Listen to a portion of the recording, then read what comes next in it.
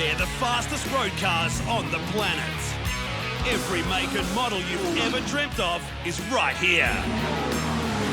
And they're about to be let loose on the streets of Adelaide. Contact is made. Oh, big one in the background. Oh, no, the McLaren's been punted off.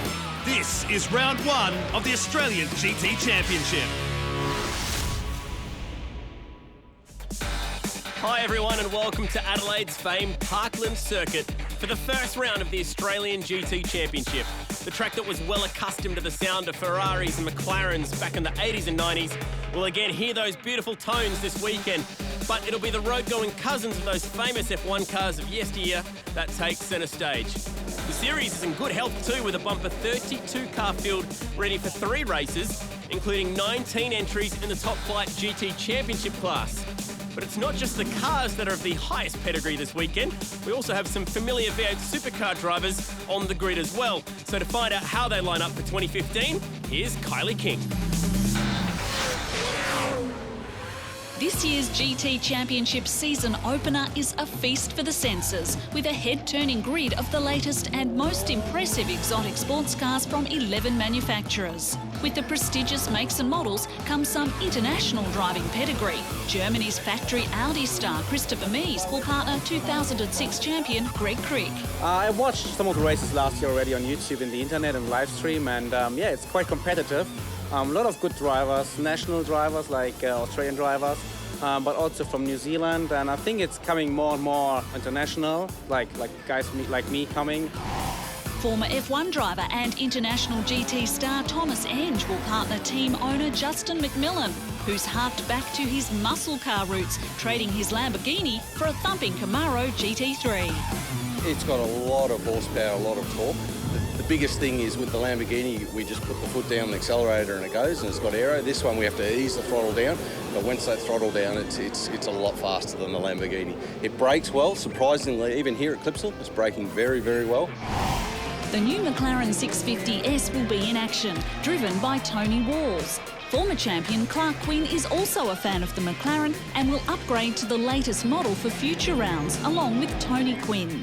It's considered a coup for the category, with only 15 of these race cars being built for 2015 globally. It truly is an international category, and you know, the numbers support that fact, and the cars, you know, the cars are, you know, this McLaren behind me, it's a Formula One with a roof on it. Like, it literally is. It's an amazing car, the technology that comes through. With last year's Australian GT champion Richard Muscat moving on, runner-up Tony Quinn says this year's title holder could come from anywhere. I've been lucky to finish twice the last 2 years. That's due to consistency and just keeping it on the track. But, you know, I don't think there's going to be an out-and-out, such a clear championship contender this year. I think it's going to go, again, down to the wire, and it could be any number of 10 teams. A sprinkling of V8 supercars endurance drivers adds another competitive edge to racing this weekend, including Stephen Johnson, who will contest his first full championship outside of a lengthy career in V8 supercars. It's such a breath of fresh air for me. A lot lower stress and really enjoying the driving. Although I haven't done enough of it yet, I just want to get back in the car and do some more driving. But this year I think it's going to be a really enjoyable year, and I'm so much looking forward to it, and so happy to be part of the Australian GT Championship.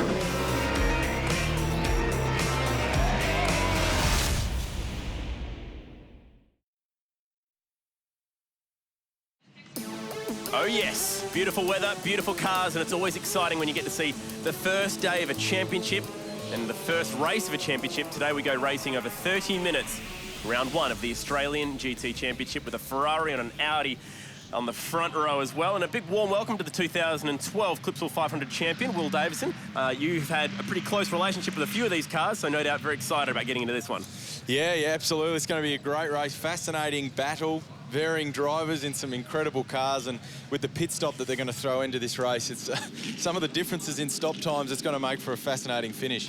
Okay, the highlights from qualifying. This was the big talking point. Whack! The pole-sitting Ferrari gets smacked up the inside by your old team in GTs. Strange, yeah. It's like he didn't know he was there. He turned in, probably didn't give him enough room, and don't like to see that sort of damage. Well, Morgan Haber has been pinged as we see him go skidding off into the gravel here with some steering damage. And as a result, he was 5th fastest in qualifying, but Will is going to have to start all the way back down in 17th after having his #1 time taken off him. Red flags flew, and in the end, it was Ferrari taking pole position for the first time since 2012. Great job by Jono Lester, and he will be taking to the wheel right now. And early this morning, Kylie King caught up with him.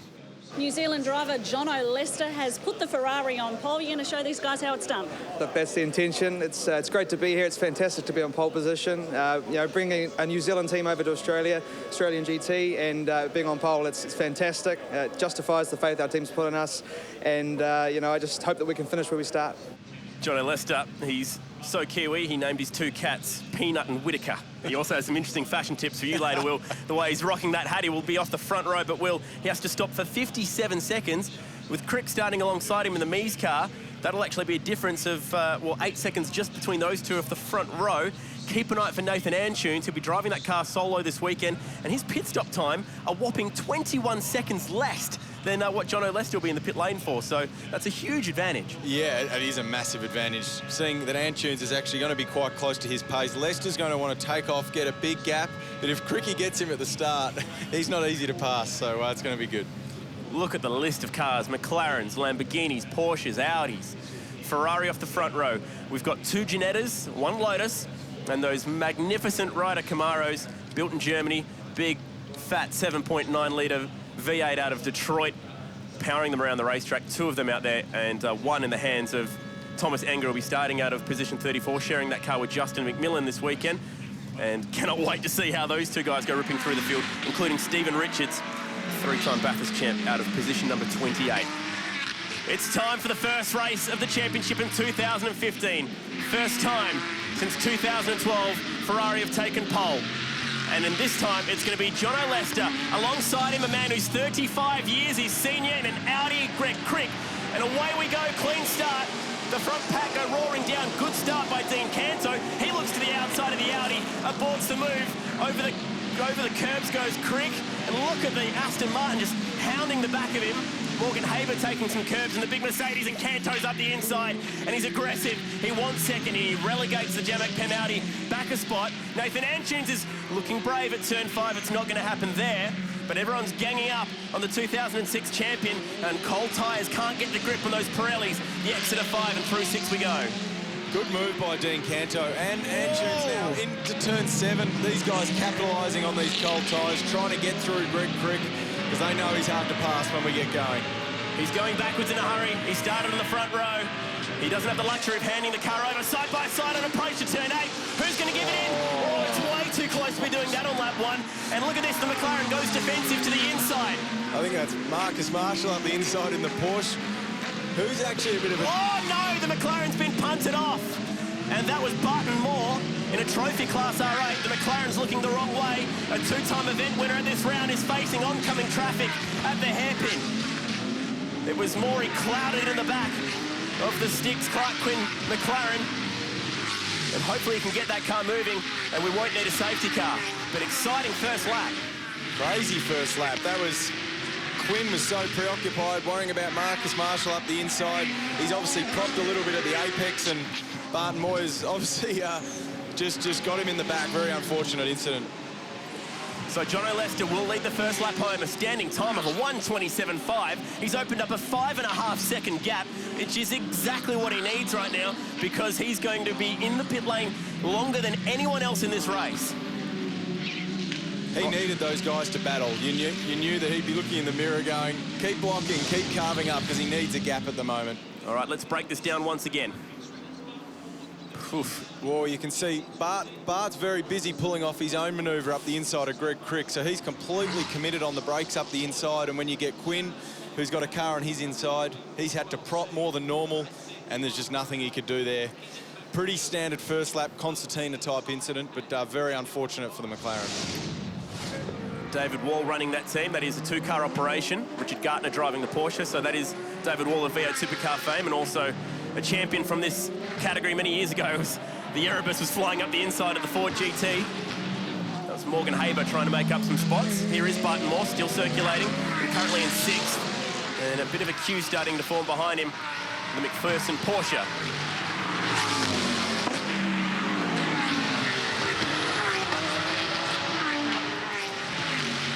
2 Erebus cars entered, which is nice to see. And this is the Twig and Emery car that's trying to make a move. Here is Marcus Marshall, all over the back of Nathan Antunes.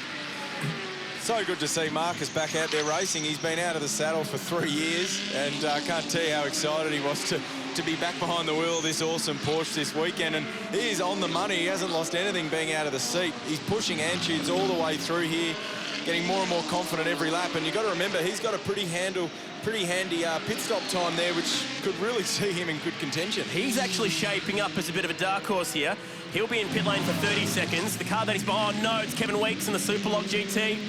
He's parked it in the fence. And that is a very awkward spot to get out of. Looks like it's turn 4. So these two cars have a different pit stop time of 6 seconds, which is really going to play into the hands quite nicely of Marcus Marshall. Here comes Tony Walls on the brakes. The McLaren very confident. Nice move up the inside of Peter Fitzgerald, who's driving that R8 Ultra. And the objective McLaren moves up a spot. Tony Walls doing a fantastic job here, actually. He's up to 11th spot and actually make that 10th now. The guy's only been racing cars, Will, for 3 years. This is his 3rd season. Oh, good on him. And no, he looks confident in such a fantastic car. It'll just be giving him confidence. These GT cars, in terms of a race driver and pure feel, got a replay. Oh, this is the incident up at turn 4. It's Weeks up the inside of McLaughlin. Oh dear. He was a fair way up there, but they've had some contact at the mid-corner, which unfortunately put him into a spin. Real shame. McLaughlin sharing that car with Stephen Johnson later tonight. Stevie J will take centre stage tomorrow to have the 30-minute race to himself. Porsche versus Lamborghini battle right now. That's Magro chasing McPherson through the staircase, the terrace part of this racetrack. Let's see who's got the legs when they open a button. Tony Walls is hunting here. Turn 9 hairpin not too far away, and maybe he might be able to jump up another 1 or 2 spots. Look at the Lamborghini, pulls to the right. That is not the place to be doing it, just trying to fill the mirrors of the Porsche. Let's see if Walls is close enough. Last lap on the brakes, he was unbelievable. Oh, big one in the background, it's Morgan Haber. Morgan Haber in the Erebus Mercedes has hit the wall in turn 8. The bonnet's come up, and the famous gull-wing doors are opening. Good job by the Koala Furniture Lamborghini to avoid the wheel that was sliding across the road. And this will surely bring about a safety car 3 minutes before the pit stop window will open. But a nasty crash for Haber, a small fire, which would be underneath that bonnet if the bonnet was down. And this is bad news for Betty Clemenco's AMG SLS team. Oh man, that thing was just understeering badly. I'm not sure if he got the entry curb or if it just never turned, but that is a nasty impact. I mean, we're talking nearly 200 Ks on approach to that corner. Look at the way the door on the right-hand side almost catapults off its hinges. Safety car has been called, Will. Yeah, they did do some improvements with the walling there on the outside a few years ago to help cushion the impact on the outside of that corner. So hopefully you can see the angle of the wall there. That's all for that exact reason for this type of an incident. Oh, wow. I had a very familiar accident there last year, and yeah, that camera in that very spot was taken up by your left-hand door last year from memory. Yeah, exactly. Courtesy of a run-in with James Moffat, and there's the shot we want to see. Morgan Haber walking away, and it looks a little bit ginger, but well might he be after a nasty stack like that one.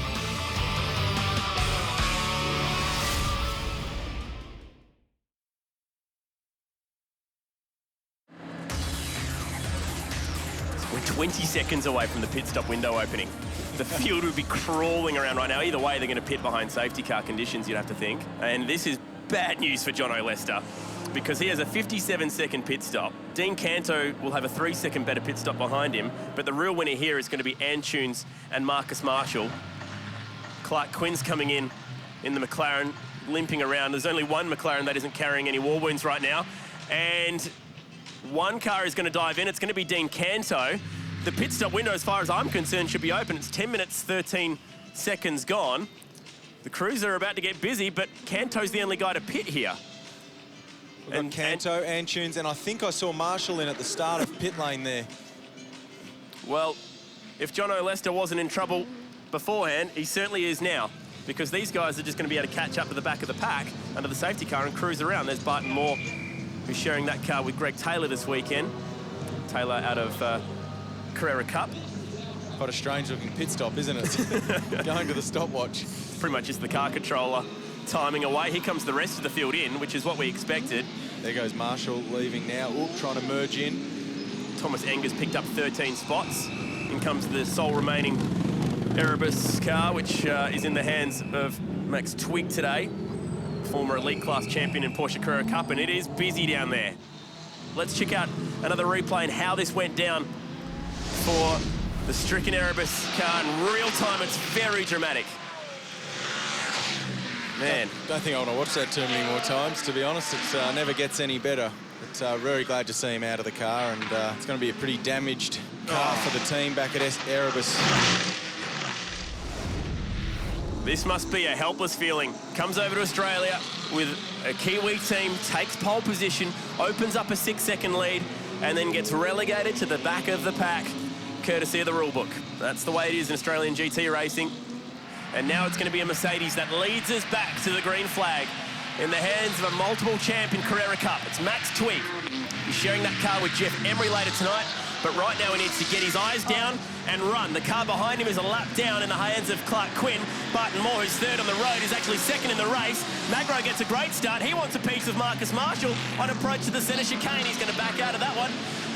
Wise move. Antunes is behind him. And away they go down towards turn 4, bumpy part of the track. Clark Quinn, I think, wants to get his lap back here because he's certainly not moving over and letting the field go. Oh, Magro runs a little bit wide. And he's actually got that move stuck now on Antunes, so great work from the Lamborghini. Good restart. Inconvenient for Antunes. He'll be thinking, I've got to catch up to Marcus Marshall. I've got to make a race of this while I can. These brand new Ultras. Oh, Magro running wide at turn 7. You can see the cold front tyres on the restart. Antunes just pushing the front, waiting to get some tyre temp so they can try and capitalise on any mistakes on cold tyres and make a lunge. This would be very awkward right now for Max Twigg. Oh, he's going to go defensive. I'm not sure he realises that the car behind him's trying to unlap itself, and that's kind of thrown Clark Quinn back into the Sharks behind him. Yeah, I don't like seeing this. You know, this is a big deal for Twiggy right now, being in the lead, and whether he's being told or not by the team, it'll be, if he knows it's a lap car, you just want him to go away. You don't want to let him pass, because then that's instantly going to enable the Porsche to be right on his bumper. He's blocking a lapped car, which is understandable. Clark Quinn obviously wants to get on with it, but... oh, no, it's Canto. That's a shame. After starting on the second row and finding his way up to be second in the race, he's pulled over and is a retirement. Looks like he's just lost all drive out of one of the 90-degree right-handers and will pull it over. Clark Quinn. He's getting desperate to unlap himself, and if anything, this has worked out beautifully for Marcus Marshall, who's all over the back now of the AMG SLS. This is going to be a fascinating battle. He's going to try this any way he can. He looks to the outside. Yellow flags here, be careful. We do have the stranded Aston Martin on the outside here. And still the McLaren wants to argue the point. What a bizarre race. This is... I don't know what was going on there. We obviously had double-wave yellows, so it clearly caught Max Twigg off guard. Oh, look at the run by Antunes off turn 8. Goes to the inside of Barton Moore under brakes. Can he get it pulled up? He does. Magro's up here fighting for a podium position at the moment. He's going to go side by side through turn 10. Exciting racing in the GTs. You've got the front pack brawling with a guy who's trying to unlap himself. Max Twigg holds onto the lead of the race. We've got 10 minutes to go. I don't know, there are blue flags out here. This is pretty frustrating. I mean, he's got speed, we know that, but it's certainly interfering with the race for the lead at the moment. It's a shame that is a lap down, because he'd be putting in a pretty mighty fight for the lead of the race right now. He's certainly got the speed. He won't be doing Barton Moore any favours if he pops up in his mirrors anytime soon either. Antunes aggressive on the curbs. These R8 Ultras, what a car they've been since they've made their debut in GT racing. They got Audi the win at the 24 Hours in Nürburgring, which they craved. They backed it up in 2012, won a win at the Spa 24 Hour. We know the success that they've had here in Australia. And it's still Twigg, then a lapper. Oh, the inside goes Antunes and contact with the Lamborghini. Magro just saw him and gave him some room. I think the fact that the Lamborghini's understeering through all these right-handers is just giving Antunes a bit of a sniff. It's got plenty of snort up the straight there, though, which is making it tricky for a run. Turn 8, where Antunes' last lap was absolutely dynamite. He's got a bit of a clear space in front of him here to maximise the speed through 8, see if he can have a go on the brakes into 9. Everyone covering their line. There we go. So he's unlapped himself, Clark Quinn, the two-time champ. Has now got 3.2 Ks to catch up to the leader again. Oh, and now we've got the battle for the lead starting to appear. Marcus Marshall now has the lap car out of the way and can focus on trying to take Max Twigg. There's going to be some talking points at the end of this one. Look at this front pack. See the strengths and weaknesses of the SLS on the Porsche right now. It's quite fascinating. The Porsche looks quite good in the slow corners. It looks good in a straight line, lacking a bit in a couple of the more flowing sections of the circuit. Okay, this was the move from Antunes. It was up the inside of the Lamborghini. He did a very good job actually at boarding that move with just the smallest of contact. On board with Antunes right now. That was very, very close to a bent Lamborghini just then. But he got out of it, the 26-year-old. Marshall's got through to the lead. And Antunes gets finally around Magro. He wants the outside. He's going to take any line possible right now, Antunes, of the Mercedes. So Marcus Marshall, the leader. Antunes knows this. He needs to get around Twigg. We didn't see the move. I'm guessing it was possibly up into turn 4. Antunes knows Marshall's getting away and he's going to be desperate to put a move on the SLS. Is he going to have a go at 9? We know Max Twigg's definitely going to cover his line. He's going to be well aware. Here he goes. Twigg's going to leave it open. And the squirk out, he slides up the inside, gets the move made, and Magro's going to come from downtown and make contact. Oh, and Barton Moore goes up the rear end of the Lamborghini as well. Bit of damage to the left front of the Lambo there, one of the front little wing flaps, which gives the aerodynamics. You can see, I think Twiggy actually conceded that position. He thought, I'm better off to just jump in behind here, try and make sure I settle for the podium, because as soon as the Lamborghini came up the inside, he wasn't having any of that. And this was the move for the lead. Man, that is bold all the way down the inside. And even though Marcus Marshall was on the defensive, Antunes got that job done. Here is the replay of Magro. He really stuck the nose of the Gallardo in there. And fairly hefty contact. Not as bad as it could have been. No, you see the thump right in the middle there.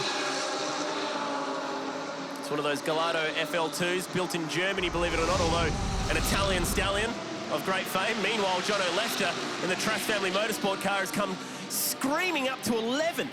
He's passed 20 cars since the restart, make that 21. Yeah, we knew it'd be exciting to watch. So that's up into 10th, is it right now? So, yeah, great comeback. Awesome speed in that Ferrari.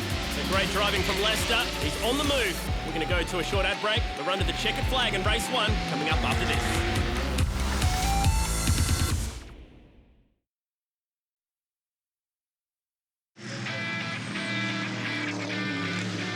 Headlights ablaze for the Camaro. 2 minutes 40 left in the race. We're approaching the dying stages. And this is some pressure now for Studdard because he's got a former Formula 1 star on his tail.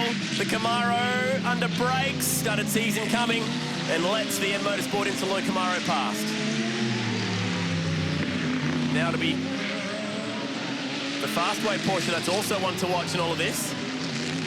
And that is Warren Luff at the wheel, who had such a successful year last year in Porsche Carrera Cup, has managed to find himself in this battle. He started back in 20th, was pinged obviously with a long pit stop for being a pro driver, and now is a part of this battle, and Studdard's got some very fast cars behind him here. This is going to all come to a big climax down in turn 9. Luff looks to the inside of the Jamac Pem Audi. He'll get one. Kondouris in the Superbahn Porsche wants to go with him. Deep under brakes, does McLaughlin see him there? They go close, but they don't touch. And nice work from Luff, who managed to pick up 1 or 2 and all of that. Absolutely. Good stuff there, no contact. I was waiting for it, I was cringing, but they all managed to get through there side by side without too much drama. What a fantastic race it's been. We're down into the last 90 seconds, so the clock is ticking down, and up the inside, big dive bomb, and contact is made.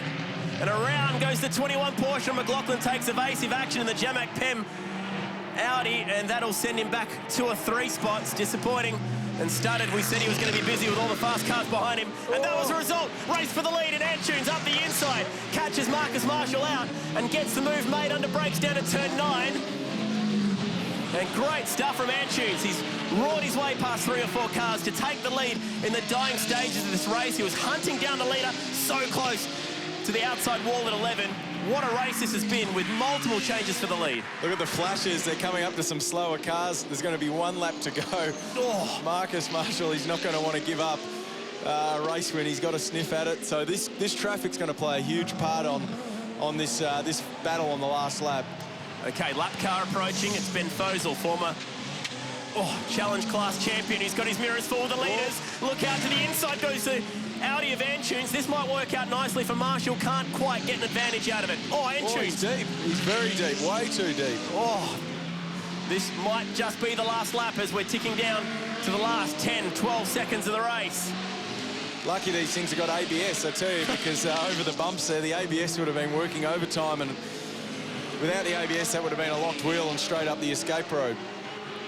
Can the Superbarn Porsche chase him down? He's opened up 1 or 2 car lengths when he needed it, but there's still a bit more traffic, which might play into it in the last sector. Looked like Jan Nadas's Lamborghini was up the road. And this will be the last lap, but the lead looks comfortable for Antunes. It'll all come down to traffic. Former Red Bull Junior racer, made the move to Europe as a young man, but now has come back to live in Sydney. He loves racing on the street circuits. He took a clean sweep of Townsville last year, and he's proving to be quick once again. Second in the Highlands 101 last year. He was sharing that car with Rod Seven. Was running in Trophy, but now has stepped up to run in Championship. Last corner for the Beechwood Squirk Audi. Marcus Marshall's given up the fight. An exciting race comes to an end with a checkered flag going to the Audi. A small punch in the air. It's his first win in Championship. Fantastic work, Nathan Antunes. Great race. Yeah, absolutely fantastic race. Fascinating battle and great last few laps. Here comes Jono Lester. He won't quite get around Fitzgerald, but he'll finish 5th. Incredible drive from the Kiwi star. He took the restart in 32nd, and in the space of about 15 minutes, he passes 27 cars. Man, oh man. There it is. Nathan Antunes is your race winner in the first round of the Australian GT Championship. Barton Moore waiting here if there's any penalties, but look at the gap between the leading 2 on the rest of the field. Stephen Richards, by the way, charged up to 9th. Great job in the Camaro. An exciting race. Nathan Antunes, a fantastic job winning race 1 of the Australian GT Championship. Nathan, anytime you can enjoy success on this track, it's got to feel sweet. Yeah, well, you know, this is my first event at Clipsal, and what a way to start the championship. It was a pretty action-packed race, but managed to get a bit lucky with some back markers and use that to my advantage and made the move to the lead just a lap to go. So, yeah, really stoked. Well done to Nathan, and congratulations Audi on claiming the first win for 2015, but don't go anywhere, there's still plenty of racing here on the streets of Adelaide.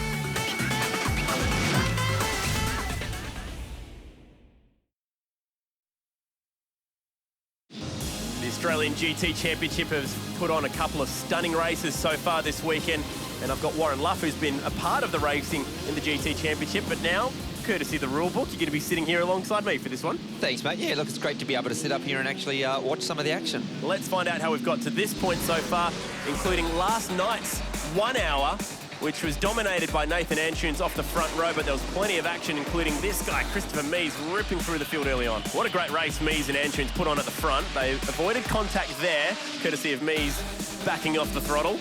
And this is where it all kicked off. So Jan Nadasa was in the middle. These guys are trying to lap Nadasa and also Weeks, and just the pinch of 3 cars trying to fit one small spot. Look, it's always a hard thing on the exit of that corner. You've got that outside curb that really sort of pinches the roadway there, and as you said, three coming out of that corner was never going to work. And under brakes, Antunes was struggling to get the car pulled up. Despite that, despite a 111-second pit stop, he would still go on to win the race, even with a drive-through penalty. This is the move for the lead. Steve McLaughlin locking the rears, or at least getting the rear end unsettled and spinning the car down in turn 4. Look, these GT cars do really struggle under brakes up into turn 4. They're very stiff, and with the ABS, it's very bumpy up under there, and they tend to get the run on with the ABS, so it's a few guys have been caught out this weekend. And this is how they line up. It's an Audi alongside a McLaren. We'll have 2 McLarens towards the front, courtesy of Tony Walls. Jono Lester's car will be now driven by Paul Kelly in this race. And yes, that is the Peter Fitzgerald of Porsche fame, now driving an Audi. Michael Hovey's been doing a great job in that Ginetta. And look at the all-star cast back on row 4. That's actually going to be Stephen Junior Johnson alongside Christopher Mies, 2012 Blancpain champion. Looking forward to seeing how Mies runs through the field. Yeah, look, these guys are going to, as I said, they're going to want to push on very early. But as we go back through the grid, you see everyone's sort of really starting to push on in this race 3. And it's great to see some of these guys that are new to the category, like Max Twigg out there in the SLS Mercedes. Yeah, that car will be now driven by Jeff Emery. Twigg did a great job with that thing yesterday, and they were towards the front of the first race, especially when the safety car came out, courtesy of the pit stops. Kevin Weeks and Ben Foser were both in the wars yesterday. Watch out for the 2 Jamac Pem Audis that will be coming off the 4th row. It's all up to Antunes here. He needs to gap the field and open up a good lead over Tony Quinn. It's going to be a drag race down to the first corner, and Quinny will have the inside going into the first chicane. So this is going to be interesting.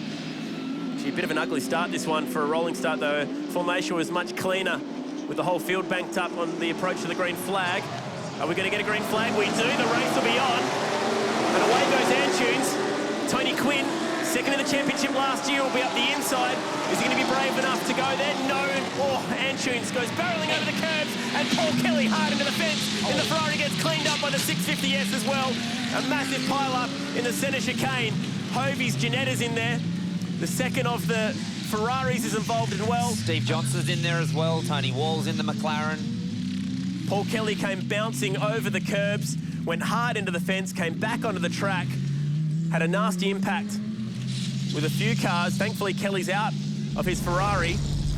Here's the replay of what happened, and obviously it all goes wrong for Paul Kelly coming into this first chicane.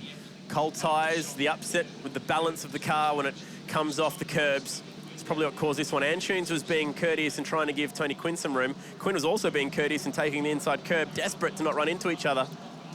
And it's the car in third that we're watching, the Ferrari 458 Italia. Wow, Antunes was way up on the curbs, but that was all to avoid contact with Quinn. Car 27 is the one that we're watching. Trass Family Motorsport taking pole position this weekend. Talk us through what happens here, Warren. Look, these GT cars are very stiff, and obviously as he's had to run the curb there at turn 2, you can see now he's starting to lose the rear of the car, and pretty much all from here on, poor old PK was really just a passenger. It's come right around, and as we can see, obviously now heading straight to the wall. There's absolutely nothing he can do by this stage. The tyre wall on the inside grabs the front of the Ferrari, and that's what sent it back out onto the racetrack. I mean, that wall is there, obviously, to stop people from having a head-on, or the tyres are there to stop people from having a head-on with the concrete. That is a massive impact still. And there's only one place that this Ferrari is going, and that's into the traffic. Tony Walls was the first one onto the scene here, and as the Ferrari flicks back out, makes contact with the 650S, and then obviously the road's now blocked. Oh, got him right in the right rear. Peter Fitzgerald, big impact to the front of that Audi there. Steve Johnson behind is trying to go to the other side of it to see if he can get around, but unfortunately there's no room there either, and Stevie J was just an innocent victim, as so many were in this incident. You can see Michael Hovey there in the background. He sustained damage to the front of his vehicle as well. Massive impact as the Ferrari digs into the right rear. And did the objective McLaren dig in on the left side as well? Oh, unfortunately, I think it did. This is riding on board with Mies. He goes up the inside of Hovey. Watch up ahead as the Ferrari bounces over the curbs. Now, Mies got away with one here, which is lucky because he was behind Fitzgerald. Oops. Very lucky for Christopher Mies there. We see the McLaren spearing off there. Fitzgerald had gone already into the back of the 650S, and at speed, this is frightening.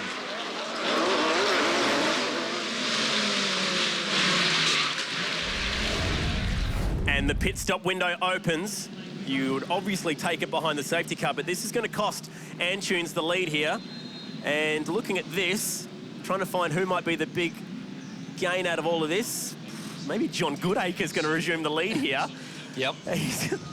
He's going to pit from the mid-pack probably. And now everyone's got different pit stop times, which is courtesy of where you start the race on the starting grid, and also your driver rating. Now, someone like Christopher Mies is a pro driver, so he has to stay in the pits for a whopping 39 seconds, but some of these other guys only have drive-throughs. No, Christopher Mies has actually got to be stationary. 48 seconds, sorry. So he actually gives away 9 seconds to Nathan Antunes in the pit stop, but here under safety car, that's really not much of a disadvantage. Sure, he'll be a couple of spots back on the restart, but for Christopher Mies, this is what he really wanted. He wanted to be able to do this stop under safety car so that you're not losing that 9 seconds of green time running. And this has just completely mixed the pack up. As it stands right now, John Goodacre did take the lead in the trophy class ex-Carrera Cup model Porsche, and Antunes has dropped all the way back down to 16th as a result of this. He was the big loser. So as the cleanup continues, we're going to grab a quick break and go racing on the other side of this.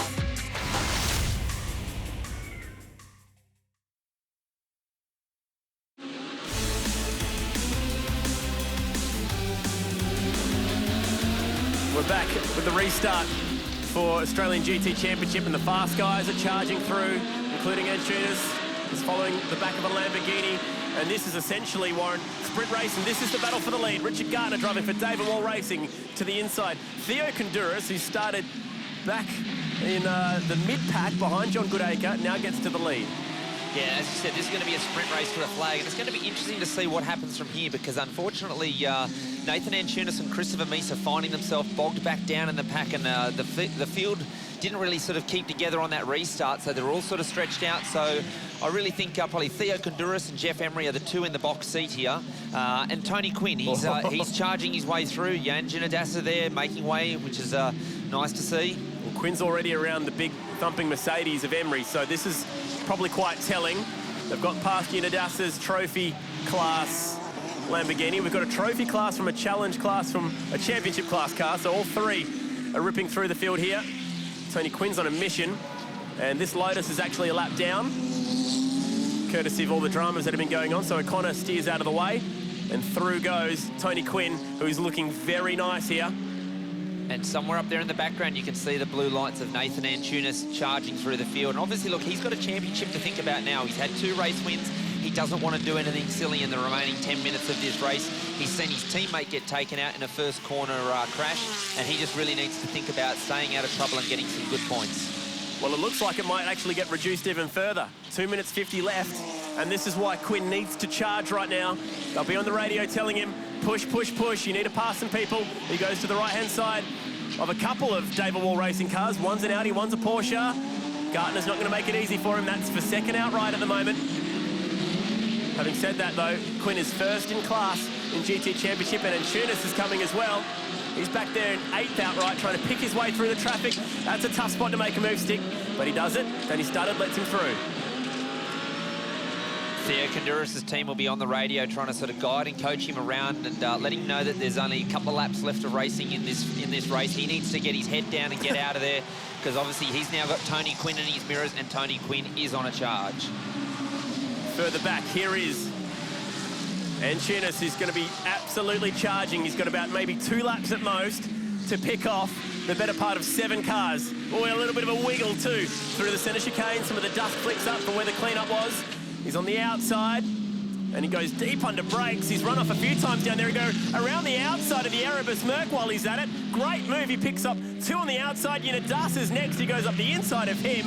And this is an inspired drive. This is a huge drive from him. Obviously, we said he's got a championship to think about, but this is at the moment, he's driving like a guy that's not even worried about a championship down the inside of that lap Lotus, and he is absolutely on a charge. I just don't think he's going to have time to be able to catch these guys up ahead, but it's really good to see this kind of driving from him. He's going to have a monster lead in the championship. He's almost doubled anyone else's point score for the weekend, because he's the only car that's really come through smelling roses. Christopher Mies there in the background. He wants to try and make amends for having that sort of puncture last night. He needs to try and score as many points as he can, going around the outside, the long way around. He saw what happened last night when he went there, but obviously able to make it stick this time.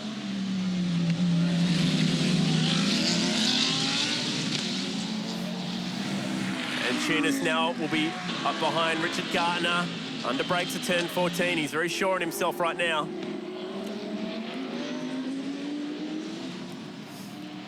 And we're going to get a few more laps in, maybe one.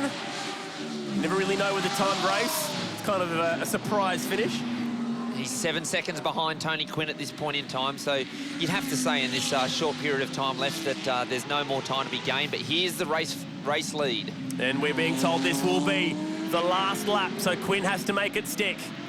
His son's a two-time winner here on the streets of Adelaide, and Tunis will be likely to wrap up the round given his massive points gap, but Quinn can grab himself a race win here.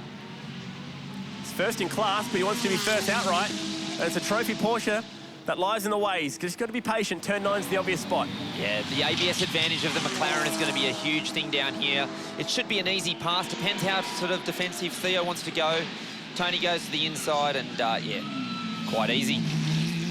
Yeah, there was no point. I mean, for Theo, he's already first in the trophy class here. He doesn't want to risk getting turned around. Meanwhile, the boys are brawling. Gartner's going to go wide on the outside and try and let a few of the heavy hitters through, including Christopher Mies. Is that the second of the Superbarn Porsches that's been ripping through the field as well? But here is your race leader, and I think the checkered flag will be at the ready this time by for the series owner and owner of one of the most beautiful racetracks in the world, and the MP412C does claim a win. Mixed emotions and mixed feelings from the McLaren fans, but they will get one win at the end of the day, and Tunis has been ripping through the field. He'll finish third outright in the race, which is an unbelievable effort, and he'll absolutely cruise home for a victory in terms of the round win. Tony Quinn should climb onto the podium here with his son Clark as a result of all of that. So Clark and Tony Quinn take a race victory. Theo Konduras did well, but he'll take victory in the trophy class. And Richard Gartner, no wonder he was keeping his nose clean. He was on for a victory in the challenge class. So that's good news for David Walls of V8 Supercar fame. That's one of his cars. Well, this was a surprise. You started the weekend with your own cars, you teamed together and got on the podium. Awesome. Yeah, it was a bit of a mixed bag of events, and you know, racing with Dad's always fun, and we come away with a win after a really bad race one. You know, we got turned around and finished essentially last, but to manage to come second in yesterday's race and then first in today's race, just unbelievable result. Nathan, what a way to start your championship with this podium position. That's terrific. Yeah, you know, we had 2 wins yesterday and second this morning. Managed to stay out of the carnage at turn 1. You know, hopefully everyone's okay out of that, but kept my nose clean like I aimed to do, and yeah, we're on the top step of the podium. You seem focused. You want it this year? I definitely want it this year. The whole team wants it. You know, we've worked really, really hard just to get this first round, and we will be aiming to replicate this success every round of the championship. So yeah. He's going to be a very difficult man to beat in 2015. He grabs the top spot on the points as well, but the Quins, they are within striking distance. Podium time. Time to hand out some trophies, including the prestigious Murray Walker Trophy for the victory in the 1 hour race, being race 2 of the championship. So congratulations to Nathan on taking a couple of trophies home from the first round in 2015. And time to spray some champagne, and the party begins here at Clipsal. Well, Adelaide, it's been fantastic. What an amazing street circuit this is. Bruising, punishing, and a magnificent first round of the championship. Bring on round 2.